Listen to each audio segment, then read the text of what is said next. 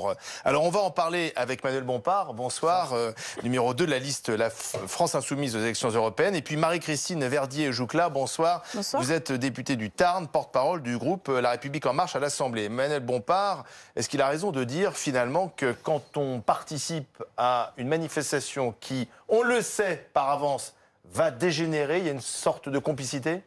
Non, je crois que le président de la République perd son sang-froid une nouvelle fois. Il avait pensé le grand débat national pour vider les manifestations et qu'elles s'arrêtent, et il se rend compte que c'est pas la réalité. Et donc, au lieu de répondre aux revendications justes et légitimes qu'il y a dans la rue, il menace, il essaye d'intimider les manifestantes et les manifestants. Je pense que c'est pas raisonnable. Aujourd'hui, je suis désolé de le dire, mais le président de la République, lui, il n'est pas coupable du pire, il en est directement responsable. C'est sa responsabilité en ayant joué cette carte du pourrissement, qui est ce climat de tension dans le pays. Il est responsable en tout cas du climat de tension qu'il y a dans le pays, oui. Parce qu'il suffisait, 2 semaines après le déclenchement de ce mouvement, d'apporter des réponses sur le pouvoir d'achat, sur la justice fiscale, sur la démocratie, le référendum d'initiative citoyenne, et la mobilisation se serait arrêtée. Mais il a joué la carte du pourrissement, et aujourd'hui, maintenant, il ne sait rien faire d'autre que d'insulter ou de menacer celles et ceux qui ne sont pas coupables des violences qui manifestent pacifiquement dans ce pays. Madame la députée, est-ce qu'il fallait revenir sur ces violences, et parler de complicité? Est-ce que c'est pas une provocation? Moi, j'ai déjà envie de poser une question. Quelle revendication légitime? Aujourd'hui, on est à l'acte social, démocratie. Je ne sais même plus combien. Là, on vient de passer l'acte 15. Voilà, l'acte 15. Donc, autant au début, et pour être directement confronté aux Gilets jaunes sur les ronds-points dans ma circonscription, autant au début, effectivement, des citoyennes et des citoyens sont descendus dans la rue pour exprimer un ras-le-bol général, mais qui datait pas du gouvernement actuel. On sait très bien, on ne va pas revenir sur ce qui a été dit, mais qui date de très très longtemps et qui s'est cristallisé aujourd'hui sous effectivement notre mandat. Donc effectivement, ces personnes-là sont descendues à un moment donné avec des vraies revendications légitimes auxquelles, je suis désolée, on a répondu. Non, on a répondu en supprimant quand même la taxe carbone. On a répondu en disant qu'on n'augmenterait pas le tarif EDF, du moins pendant 6 mois pour les personnes les plus précaires. On a répondu en votant en fin d'année des mesures sociales urgentes en ce qui concerne donc la prime d'activité, les heures supplémentaires, etc., etc. Et surtout, on a répondu en disant « on vous a entendu, on veut maintenant vous écouter et on ouvre le grand débat national ». Alors c'est vrai que la France Insoumise faisait partie des partis qui disaient que de toute façon ce grand débat national était de l'enfumage et que ça ne fonctionnerait pas. Oui, c'est le cas, on est à plus de 6500 réunions, on est à plus d'1 million de contributions sur Internet. Pour Jean-Luc Mélenchon, c'est un bid total. C'est un bid total. 180 000 personnes qui ont contribué, c'est un tiers du nombre d'adhérents de la République En Marche. Moi, j'ai fait personnellement 2 grands débats dans ma circonscription. Je peux vous assurer que ça n'a pas été un bid total et je ne suis pas la seule députée à l'avoir fait. Et il y a réellement des citoyens, ceux qui ont envie de construire, ceux qui ont envie de discuter, alors, pourquoi vous dites c'est un ceux bid qui ont total? envie On a quand même vu du monde dans les réunions. Qui on a vu du monde, il y a aussi le site internet qui est alimenté. Je vais répondre à votre question, puisque les représentants de la majorité viennent sur les plateaux de télévision nous dire qu'il y a 1 million de contributions. En réalité, c'est les chiffres du journal Le Monde, il y a 180 000 personnes qui se sont inscrites sur cette plateforme. C'est à peu près un tiers du nombre d'adhérents de la République En Marche. Donc je ne crois pas que ce soit le raz-de-marée démocratique dont on nous parle. Mais à la limite, c'est pas le sujet. Alors les 6 000 réunions. Madame, si vous voulez...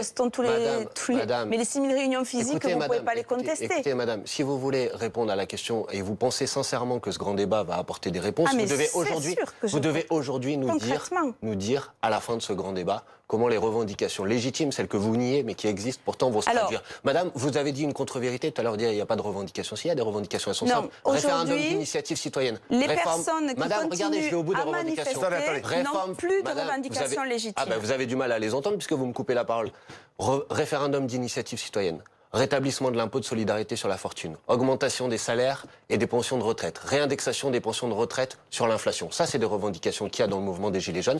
Vous n'avez répondu à aucune. Et pourtant, celles-là, elles sont légitimes, madame. Mais elles se rajoutent. Je veux dire, au départ, je rappelle, et je l'ai dit encore hier sur un autre plateau, les Gilets jaunes sont descendus dans la rue par rapport à la taxe carbone. Ensuite, il a été question de pouvoir d'achat. Après, c'est le RIC. Après, c'est l'ISF. On peut rajouter toujours autant de choses. Ça les rend illégitimes, Par contre, en ouvrant le grand débat, on a 4 thèmes. Et dans les 4 thèmes, vous avez la fiscalité, donc l'ISF, vous avez l'écologie, donc par rapport à la taxe carbone, et vous avez quand même tout ce qui est démocratie, citoyenneté, donc vous avez le RIC. Je veux dire, on ne ferme pas la porte, au contraire. On l'ouvre grand. Et sincèrement, c'est vrai que vous avez dit que le débat ne marcherait pas. Ça marche. Donc maintenant, vous dites que de toute façon, on n'en fera rien. C'est votre droit. C'est un principe chez vous d'être détracteur. Nous, les députés, on s'engage à se saisir de tout ce qui remontera du grand débat et à en faire de verra toute les façon réponses. On un verra. texte En attendant, sur lequel on Emmanuel légiférera. Macron dit quelque chose. Il dit « Je ne crois pas à la démocratie de l'émeute. Quand on est 5 000 ou 10 000 et qu'on pense qu'on peut changer une politique publique, on se trompe. » Ben, d'abord, Parce que c'est vrai que sur Paris, maintenant, il y a guère plus de 5 000, 6 000, 7 000 personnes dans les rues de Paris le samedi. selon M. Castaner, Mais ça représente pas la selon population. M. Castaner, effectivement, écoutez, je crois qu'il y a encore des dizaines de milliers de personnes dans la rue. C'est un mouvement dont les revendications sont encore Même s'il y a soutenues. des dizaines de milliers de Monsieur, personnes. On est 68 Attendez, mais millions je de vais répondre à Français. votre question. Mais c'est un mouvement qui est soutenu par plus de la majorité de la population dans ses revendications. Dans ses maintenant. revendications, madame, si vous m'avez laissé aller jusqu'au bout de ma phrase. Or, La moi non démocratie plus- de l'émeute. Mais moi non plus, je suis pas pour ça, la démocratie de l'émeute. Mais alors, dans ce cas-là, il faut proposer une démocratie qui fonctionne. Donc, s'il y a Le grand effectivement débat une- peut être un Mais objet non, démocratique. exactement. quand même. Monsieur, une démocratie, ça, c'est un vote. Exactement. Et dans une démocratie, quand il y a des options contradictoires, on permet de les trancher par le vote. C'est ça la démocratie. Si le président de la République veut pas démocratie de l'émeute, très bien, qu'il mette les différentes options devant les électrices et les électeurs, qu'il fasse un référendum sur l'établissement de l'impôt de solidarité sur la fortune, qu'il fasse un référendum sur le référendum d'initiative citoyenne. C'est des pas choses de problème. qui remontent Qu'il déjà le fasse. par rapport... C'est des Bah oui, propositions mais pour l'instant, qui sont vous y faites au opposez. niveau du grand débat. Madame, la France Insoumise a Le proposé le grand référendum débat- d'initiative citoyenne, vous avez Mais voté contre. Vous Alors, proposez attendez. des Vous choses avez voté contre. avant que certaines soient terminées. Enfin, je veux dire, mais vous êtes spécialiste, on vous connaît, Non, donc je c'est suis pas pas le souci. spécialiste de quoi que ce C'est-à-dire soit. qu'on dit qu'on fait le grand débat jusqu'au 15 mars, on laisse la parole. Dans le thème démocratie, citoyenneté, rien ne vous empêche de proposer le RIC. Et de toute façon, il y en a qui Oui, mais l'ont madame fait. les députés... Maintenant, on attend le 15 D'accord, mars mais madame, et derrière, oui, on d'accord. traitera Mais le les problème, questions. c'est qu'il y a une ambiguïté depuis le départ. Alors, Emmanuel Macron nous dit « Je ne crois pas à la démocratie de l'émeute ». Mais enfin, c'est parce qu'il y a eu... Je termine. C'est parce qu'il y a eu des manifestations qui ont été particulièrement violentes, et notamment autour de l'Arc de Triomphe, que tout d'un coup, le chef de l'État a cédé et a renoncé à la taxe carbone et a lâché quelques milliards pour les Gilets jaunes. Donc c'est assez paradoxal de dire aujourd'hui, bah non, c'est pas la rue qui décide. Bah, la rue a décidé en partie quand même ce que nous vivons aujourd'hui. À la fois la taxe carbone abandonnée, le grand débat et peut-être demain un référendum. En fait, si vous voulez, au départ, c'était quand même un mouvement qui était beaucoup plus important, avec beaucoup plus de personnes qui suivaient, et surtout, il était largement soutenu par les Français, ce qui n'est plus quand même le cas aujourd'hui. Moi, en circonscription, j'étais encore quand même ce week-end. C'est clair, aujourd'hui, la majorité des citoyens me disent, bon, maintenant, il y en a marre, on voudrait continuer, puis on pense aussi à tous les commerçants qui souffrent, on n'en parle pas, mais moi j'ai des commerçants qui vont déposer le bilan. Donc aujourd'hui, il faut que ça s'arrête. Et je pense que le chef de l'État, effectivement Emmanuel Macron, quand il a dit ça, il fait par rapport à cette situation d'aujourd'hui. Mais c'est comme je vais vous dire une autre phrase, on ne gouverne pas qu'à l'émotion. Sinon, on ne s'en sort pas. Et donc, au début... Dire ça l'émotion, madame, vous parlez de gens qui n'arrivent pas à finir leur fin de mois. Non, ça s'appelle pas de l'émotion. J'ai dit, on ne gouverne pas qu'à l'émotion, et c'est pas pour autant qu'il ne faut pas l'écouter, mais à un moment donné, il faut aussi être quand même rationnel. Aujourd'hui, avec le grand débat, je sais que vous n'en tenez pas compte, mais nous, on est certains qu'il y a des choses qui vont sortir, et c'est à nous, députés, de prouver de toute façon qu'on sera légitime dans la mesure où on légiférera et on sortira des textes de loi sur ça. Vous allez décider toute seule le rétablissement de l'impôt sur la solidarité sur la fortune. Vous avez dit non, il n'en est pas question. J'ai dit qu'on se saisira des propositions et que nous ferons notre travail de parlementaire. Si vous voulez qu'il y ait un grand débat à la fin, vous devez dire comment les gens vont pouvoir avoir leur mot à dire, madame. Parlementaire, alors justement les impôts, pour terminer, parce qu'Emmanuel Macron a évoqué les impôts aussi devant les élus du Grand Est, il a dit le bon impôt, c'est celui qu'on ne paye pas, le niveau d'impôt est trop élevé et la complexité des impôts est trop élevée, ça fera partie des grands choix macroéconomiques. Donc a priori, on est plutôt sur l'idée d'une baisse d'impôts qu'une augmentation d'impôts comme vous le souhaitez. Non, mais moi je ne souhaite pas une augmentation d'impôts par rapport à une baisse d'impôts. Je souhaite qu'on augmente la contribution des plus riches de ce pays. Augmenter les impôts. Oui, d'une catégorie de la population, monsieur. Et je souhaite qu'on baisse les impôts des plus petits, des personnes qui ont le moins de ressources dans ce pays. Je propose une réforme fiscale. Pas déjà l'impôt sur le revenu. On peut le faire, monsieur. On fait une réforme fiscale, on ajoute des tranches. On peut faire une réforme sur l'impôt qui fait que 92% des gens paieront moins ou autant d'impôts qu'aujourd'hui. 8% en paieront plus et on aura 10 milliards d'euros de marge de manœuvre supplémentaire. C'est pas compliqué, il faut de la volonté politique et il faut mettre à contribution les plus riches fortunes de ce pays. Si on peut arrêter de caricaturer le débat entre ceux qui veulent les baisser et ceux qui veulent les augmenter, non, il faut de la justice fiscale, c'est ce que les gens demandent. Et la justice fiscale ne se réduit pas effectivement à augmenter ou à baisser. La justice fiscale, c'est déjà de réfléchir à l'impôt que nous avons aujourd'hui. Comprendre cet impôt, parce que quand même, il fait partie de l'impôt des plus compliqués qu'on peut avoir quand même en Europe et au-delà. Et je crois qu'il y a une nécessité de toute façon de le réformer. Quand on est arrivé, nous, moi je suis commissaire aux finances, quand on est arrivé, tous on a eu envie de s'attaquer de toute façon au système de l'impôt parce qu'il est compliqué, beaucoup de niches fiscales. Mais parce que c'était, on avait d'autres priorités.